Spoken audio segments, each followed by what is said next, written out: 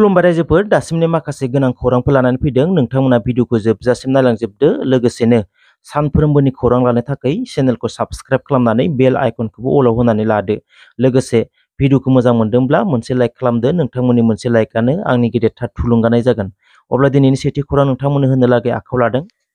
नैथि खोलोबनि लकसभा बिसायख'थिया मैया दरं अदालगुरि देफु करिमगन्ज सिलचर आरो नगाव मोनबा बियाबाव जानानै थांबाय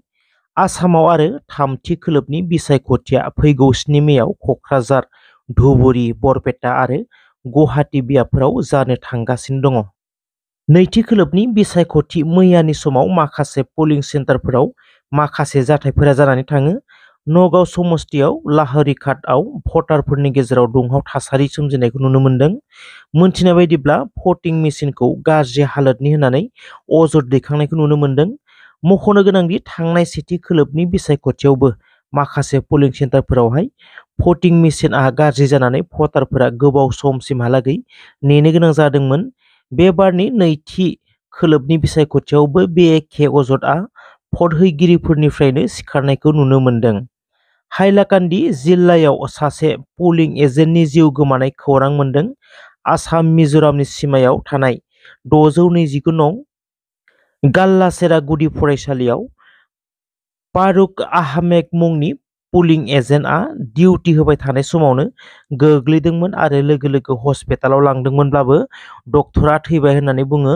मिथिनाय बायदिब्ला 50 बोसोर बैसोनि फारुक आहमेदआ एआइइउडिएफनि पोलिं एजेन्टमोन होनना मोनथिनाय जादों मा जाहोनाव हरखाबै गोग्लैनानै जिउ खोमानांखो बिनि गुबै जाहोनखौ दासिमाव मोनथिनाय जायाखै क'क्राझार लकसभा बियाबाव आदिबासि हारिनि माखासे आफादफोरा एनडिएनि बिजाथिखौ सापर्ट खालामगोन होनना फोसावना होदों आदिबासि डेभेलपमेन्ट वेलफेयार काउन्सिलनि चेयारमेन आसिम लाक्राया खौरांगिरि मेलनि गेजेरजों फोसावना होनायखौ नुनो मोन्दों 2020 मायथाइनि 15 सेप्तेम्बराव आदिबासिफोराबो मोनसे एकर्ड खालामदोंमोन बे एकर्डआव थानाय गोबां दफाफोर आरो दाबिफोरखौ मावफुंनांगौनि थाखाय रुलिं गभर्नमेन्टजोंनो थानानै एनडिएनि बिजाथिखौ सापर्ट खालामनायनि गेजेरजोंनो एकर्डनि दफाफोरखौ मावफुंना होगोननि आसा खालामदों होननानै बुङो सिलचर लकसभा समस्तिनि मोनसे भट केन्द्रआव सासेबो भटारफोरा भट होआखै होनना खौरां मोन्दों सिगांनि गोजाम भट केन्द्रखौ सोलायनानै गुबुन दाबसेयाव 5 किल'मिटार गोजानाव लांनायनि थाखायनो रायजो राजाफोरा सासेबो भट होनो थाङाखै होनना खौरां मोन्दों इमानुएल मुंनि बर' इउटुबारनि सायाव बिसाया एक्सन लानायखौ नुनो मोन्दों मिथिनाय बादिब्ला इउटुबार इमानुएल दैमारिया बर'नि फावखुंग्रि मनालिसा हाज'वारिनि सायाव माखासे आरजायै नंखायै फेक कन्टेन्ट लाबोनायनि थाखाय चिरां डिस्ट्रिक्ट बिसा आरो उदालगुरि डिस्ट्रिक्ट बिसा लोगोसेयै इउटुबार इमानुएलनि न'सिम थांनानै मा जाहोनाव नंखाय बाथ्रा फोसावखो बिनि सायाव सोंनो थांनायखौ नुनो मोन्दों आरो सावरायलायनायनि गेजेरजों बुजायलायनानै उनाव इमानुएल दैमारियाबो निमाहा बिनायखौ नुनो मोन्दों मख'नो गोनांदि इमानुएल दैमारिया गावनि चेनेलाव वाच आवारनि गोनांथियावनो बेबायदि नंखाय बाथ्राखौ बुंनाय जादोंमोन होनना निमाहा बिनायखौ नुनो मोन्दों बिजेपिआ बे बारनि एमपि इलेक्शनाव जेसेबां आसा खालामदोंमोन बेसेबां फिथायखौ मोननाय नङा मख'नो गोनांदि बिजेपिनि गोख्रों दैदेनगिरि राजेन गहाया बुंनायखौ नुनो मोन्दों बिजेपिआ जेसेबां फिथाइ मोननो आसा खालामदोंमोन बेसेबां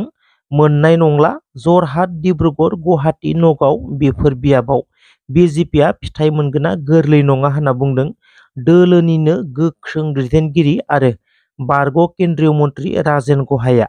मख'नो गोनांदि सिगांनि समाव जरहाट डिब्रुगड़ नगाव गुवाहाटीआव कन्टेस्टआनो जायामोन नाथाय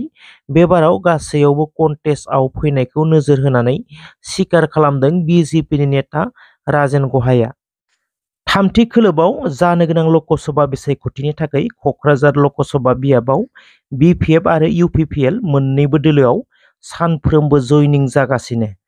आरो मोन्नैबो दोलोआ गोख्रोङैनो फोसावदिंनाय खामानिखौ मावगासिनो बिपिएफ दोलोनि गाहाय हाग्रामा महिलारिया बुंदों बिसायख'थिनि फिथायखौ फोसावनायनि उनावनो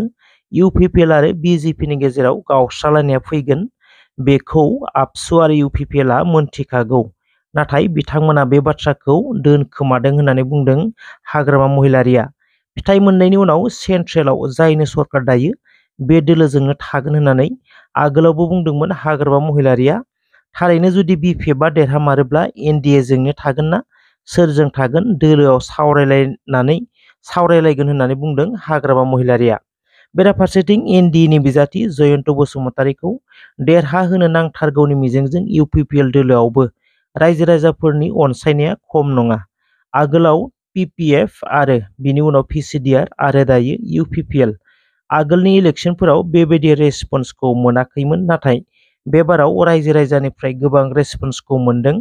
गारबोनाय समफोराव बेबायदि सोलायनायखौ मोनाखैमोन होननानै बुंदों मन्त्रि इउजि ब्रह्मआ। थेंक इउ सो माच रायजोफोर जायफोरा भिडिअखौ जोबजासिम नायजोब्बाय। नोंथांमोना भिडिअखौ मोनदोंबा मोनसे लाइक खालामदो आरो दासिमबो नोंथांमोना आंनि चेनेलखौ साबस्क्राइब खालामाखैब्ला सानफ्रोमबोनि खौरां लानो थाखाय चेनेलखौ साबस्क्राइब खालामनानै बेल आइकनखौबो अलाव होनानै लादो। थेंक इउ सो माच।